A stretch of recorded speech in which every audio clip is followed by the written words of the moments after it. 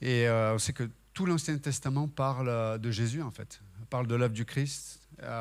Et c'est vraiment extraordinaire de voir comment Dieu se révèle à travers tout ce qui a été écrit dans l'Ancien Testament. Mais donc, il y avait cette convocation solennelle, il avait été manifestée par 7 fêtes, c'était les 7 fêtes d'Israël.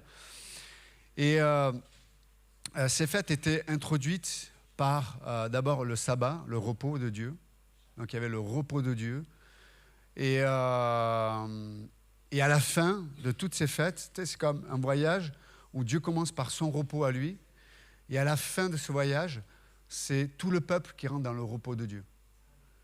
Donc c'est pas simplement Dieu qui veut se reposer, mais Dieu veut nous introduire dans son repos.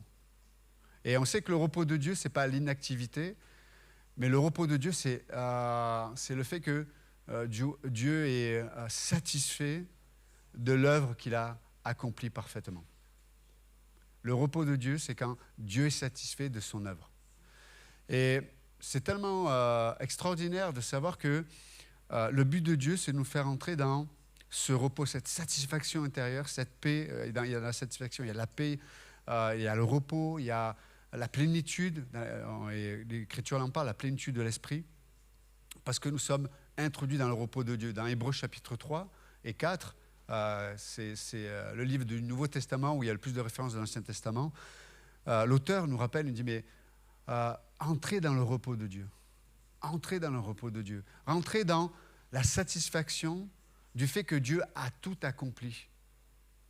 Or, ça va à l'inverse de la course folle dans laquelle ce monde nous conduit, en fait. Où il faut performer, il y a tout à faire, il y a tout à porter, il y a tout à accomplir, en fait. Si tu veux être accepté et aimé, il faut performer, il faut être à la hauteur des attentes des uns et des autres. Et on peut voir qu'en vérité, on n'est jamais dans le repos. Donc les gens essaient j'utilise bien ce terme à dessein, mais se noyer dans des divertissements, dans le virtuel, mais ça ne peut pas amener le repos dans l'âme. Ça permet de fuir, ça permet d'oublier, ça permet de s'évader, mais tu reviens toujours au même endroit. Mais là, Dieu introduit le peuple, et symboliquement nous aussi, en tant que croyants, dans ce voyage. Donc Dieu commence par le tout accompli, le sabbat, le repos. Il est satisfait.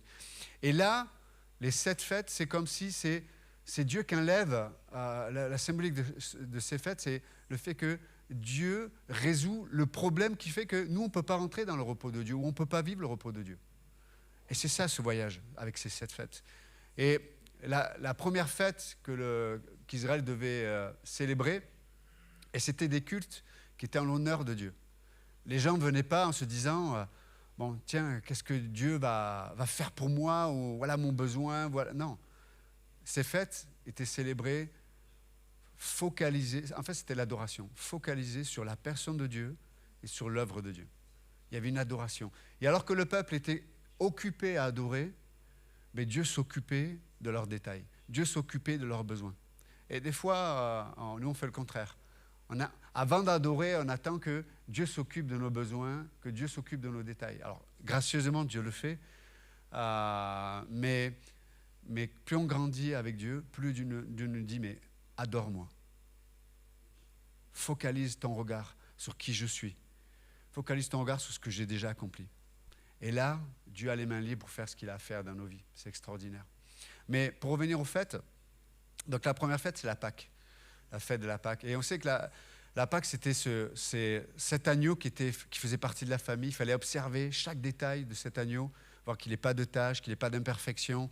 Et il fallait l'observer pendant 3 jours, 4 jours. Et puis après, il fallait l'égorger et offrir ce sacrifice à Dieu. Évidemment, cette Pâque, ça nous parle de l'œuvre de Christ, la passion du Christ, qui est allé mourir à la croix. Et qui, à la croix, il a résolu le plus gros problème de l'être humain. Et le plus gros problème de l'être humain, ce n'est pas son comportement. Le plus gros problème de l'être humain, c'est sa nature. nous sommes, comme disent les inconnus a fortiori, des hommes ou des femmes comme les autres. Hein? On est des hommes, on est des êtres humains, c'est-à-dire on a la nature pécheresse en nous. Et on ne peut pas changer de notre nature. On peut la maquiller, on peut l'améliorer un petit peu, tu sais, on est taquin un peu, on se dit, tiens, je m'améliore. Tu sais, j'aime bien souvent, dans le monde d'aujourd'hui, les gens se disent, je fais un travail sur moi-même, je m'améliore. Waouh! Mais comment tu peux changer ta nature? Pas possible, d'accord? Et la Pâque, elle résout ce problème-là. C'est-à-dire que le Christ est mort à la croix pour payer pour ce problème de nature, afin que nous puissions recevoir une autre nature. La vie chrétienne, c'est pas recevoir une ordonnance d'un médecin qui nous donne des médicaments pour qu'on aille mieux dans notre ancienne nature ou dans la nature humaine. Non, la vie chrétienne, c'est un échange. J'échange ma nature contre la sienne. Hein, c'est pour ça que Jésus dit à Nicodème, à ce religieux, il faut que tu naisses de nouveau.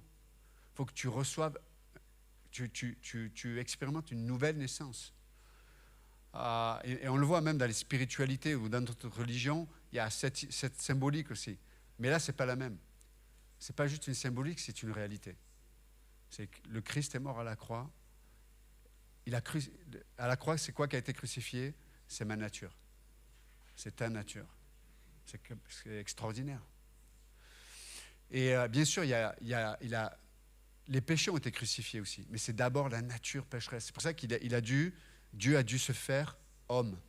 Vous êtes avec moi ou pas? Pour cette raison que Dieu a dû se faire homme. Parce que s'il n'était pas devenu un homme, il ne pouvait pas régler le problème fondamental de l'homme, c'est-à-dire sa nature. Et ça a été réglé à la croix. Un homme parfait, Jésus n'a jamais péché. Il a été innocent, il a été parfait. C'est pour ça qu'aujourd'hui, on veut le salir, hein, d'une façon ou d'une autre. Certains même vont dire, il n'a même pas existé, comme notre ami Michel Onfray. Hein, on aime bien, on prie pour lui. Mais voilà, il s'est fait homme. Donc ça, c'est la première fête, la fête de la Pâque. Bon, je ne vais pas être long, je vais vite passer, parce qu'on va entendre Pastor Wright. Juste rapidement, après, il y avait la fête des pains sans levain. Et là, je viens de le dire, la fête des pains sans levain, ça nous parle du fait qu'il était sans levain. Le levain, ça parle de ce qui corrompt une chose. Donc, il n'a pas été corrompu par quoi que ce soit. Après, il y avait la fête des gerbes des prémices. Et là, ça nous parle de la résurrection. Vous savez, les Israélites, c'était des agriculteurs. Et la première gerbe qui était récoltée, on l'offrait à Dieu, on l'a bougée comme ça. Ça parle de la résurrection. Ça parle du renouveau. Ça parle du fait que Dieu, comme on vient de le dire, nous donne une nouvelle vie, la vie de résurrection. C'est pas extraordinaire, quoi? Hein? Et encore une fois, le but, c'est de nous amener dans le repos de Dieu. D'abord, il traite notre nature. Après, on a dit, il enlève il traite les péchés. On l'a dit tout à l'heure. Donc, c'est le pain sans levain. Là, c'est la gerbe. Ça parle de la résurrection. Après, il y a la Pentecôte. Ça, c'est extraordinaire. Ça parle de la puissance nécessaire pour vivre la vie que Dieu nous propose de vivre.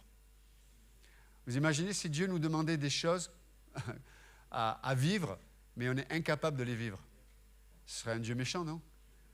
Dieu nous demande de pardonner, Dieu nous demande d'aimer, cet amour qui se donne pour l'autre. Dieu nous demande d'être dans la joie. Wow, on va en parler tout à l'heure. Dieu nous appelle à avoir ce contrôle de soi-même, être contrôlé par Dieu. Il donne un standard, en réalité, que je suis incapable d'atteindre. C'est vrai ou pas? Mais, à la Pentecôte, Dieu a envoyé son esprit pour qu'il habite en nous. Donc, tout ce que Dieu t'appelle à vivre, et je ne parle pas simplement de réussir à faire les choses. La puissance avec laquelle Dieu nous a revêtus, c'est une puissance qui permet de nous relever. Des fois, ça demande plus de puissance de se relever que de marcher sans tomber. C'est vrai ou pas? Moi, ça ne me demande pas d'énergie de tomber, mais de se relever, ça demande quelque chose de surnaturel des fois. C'est quand toute ton enfance, on t'a dit, par exemple, on t'a humilié, ou où on a préféré ton frère ou ta sœur. Il y a tellement de choses qui peuvent faire qu'on a une identité qui est complètement blessée. Et lorsque des gens notamment ont vécu le rejet, il y a un déséquilibre émotionnel ou des fois même psychologique qui fait qu'on a du mal à être stable dans notre être parce qu'on vit toujours face à ce rejet. Mais Dieu dit quoi? À la Pentecôte, on a reçu une puissance. Dieu, le Saint-Esprit qui vient habiter dans notre esprit. Un mystère incroyable. Un mystère incroyable. Et c'est pour ça que les chrétiens sont capables de faire des choses, non pas en eux-mêmes, mais par le Saint-Esprit, que d'autres ne sont pas capables de faire. C'est incroyable. Après, il y avait la fête des trompettes. Et là, ça parle de l'importance dans cette marche aussi d'être réveillé par Dieu. Ça parle de la confession, mais d'être réveillé par Dieu. La fête des trompettes. Même à l'armée, ils l'utilisent. Hein. Tu dors, tranquille. Puis le gars, il vient à côté de ton lit. Et là, tu as envie de lui mettre la trompette. Bon, bref, c'est notre histoire. Mais la fête, c'est la vie de l'esprit. Et par la parole, Dieu nous réveille. Là, vous savez, les conférences telles qu'on les a vécues là, c'est aussi une fête des trompettes. C'est Dieu qui réveille par son esprit et par sa parole. C'est vraiment extraordinaire. Et combien d'entre nous, dans notre marche, on a besoin d'être réveillés par cette trompette, ce son de la trompette? C'est extraordinaire. Il y aurait beaucoup de choses à dire, mais je passe vite. Après, il y avait le jour des expiations. Ça parle de 1 Jean 9, il dit que celui qui a péché, il peut confesser ses péchés à Dieu. Il est fidèle et juste de nous pardonner et de nous purifier de toute iniquité. C'est pas extraordinaire? Waouh! Et c'est ça, la fête, ou le jour des expiations. Et là, pareil, on offrait un sacrifice, un animal, pour rappeler. Vous savez, le péché, c'est difficile de... C'est quoi le péché? Tu sais, on se dit, mais c'est quoi la valeur du péché? C'est quoi qui est grave, en fait? Alors, on va dire, tuer quelqu'un, c'est grave. Oui, on est d'accord. Voler, c'est grave. Oui, c'est vrai que c'est grave. Enfin, il y a plein de choses qu'on pourrait considérer comme graves. Mais en fait, c'est à notre échelle humaine. Et là, le jour des expiations, en fait, c'est Dieu qui donne le prix ou la valeur du péché. Et il dit qu'une seule pensée qui ne correspond pas à la pensée de Dieu. Une seule pensée, tu sais, quand Jésus dit aux pharisiens, il dit, mais vous dites dans votre loi, si tu commets un meurtre, tu es meurtrier. Ok, moi je te dis, si tu dis raka, c'est-à-dire si tu dis méchant à ton frère, tu es meurtrier. Je peux vous dire qu'ici, il y en a des meurtriers. Je suis allé à l'église ce matin, il n'y avait que des meurtriers. Alors je les ai vus, ne serait-ce que ceux qui conduisent, hein, ceux qui sont en voiture. Hier, je peux te dire, je suis allé à Nîmes, j'ai fait l'aller-retour à Nîmes en voiture. J'en ai tué des gens. Dans ma tête. Hein. Donc, c'est quoi la valeur du péché? Moi, je ne suis pas capable de te dire c'est bien, c'est mal. Dieu dit, voilà, un seul péché, une seule pensée a crucifié un innocent. Vous êtes avec moi ou pas?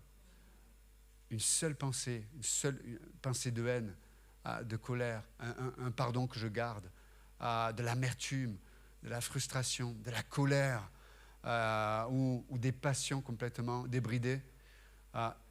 Toutes ces choses ont crucifié un innocent, Jésus-Christ. Mais la Bible dit quoi? On peut confesser nos péchés, parce qu'à la croix, il a tout payé. Le prix, aux yeux du Père, le prix de chaque péché, passé, présent et futur, ont été payés à la croix, le jour des expiations. Et c'est pour ça que quand on confesse, ça veut dire qu'on est d'accord avec Dieu. Oui, Seigneur, je suis d'accord avec toi. Cette pensée, cette attitude, c'est vraiment un péché. Mais oui, je suis d'accord avec toi, tu l'as payé. Et lui, il nous purifie de tout péché, de toute iniquité. C'est pas extraordinaire? Et le dernier point, c'est la fête des tabernacles. Et là, c'est la fête... c'était, vous savez, il y avait une obligation à la fête des tabernacles. C'était de se réjouir. Tu n'avais pas le droit de ne pas être joyeux. Il fallait se réjouir. Pourquoi? Parce que tout avait été accompli. Pour toi et pour moi. C'est vraiment extraordinaire.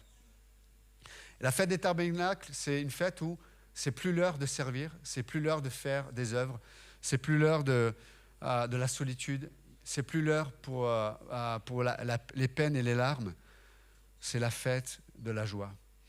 Et c'est vraiment extraordinaire de voir qu'il y a la joie. Et pourquoi il y a la joie? Parce que c'est à cette fête-là que tu profitais de ce que tu avais recueilli. Wow. Et nous sommes aujourd'hui réunis pour fêter cette fête des tabernacles. Donc le peuple devait sortir de leur maison, devait fabriquer des tentes, et ils vivaient une semaine dans ces tentes-là. Et ils se réjouissaient de tout ce que Dieu a fait pour qu'ils soient abrités dans cette tente. Et ça parle de, voilà, Dieu les a amenés dans le pays de Canaan, le pays de la promesse.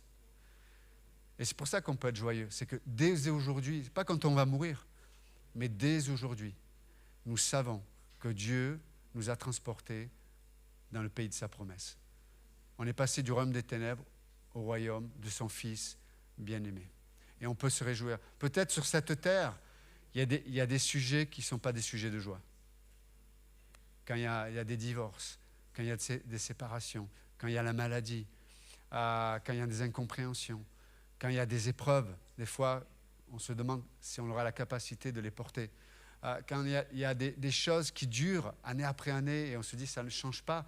Et non seulement ces choses ne changent pas, mais moi je m'empire au milieu de ces choses qui ne changent pas.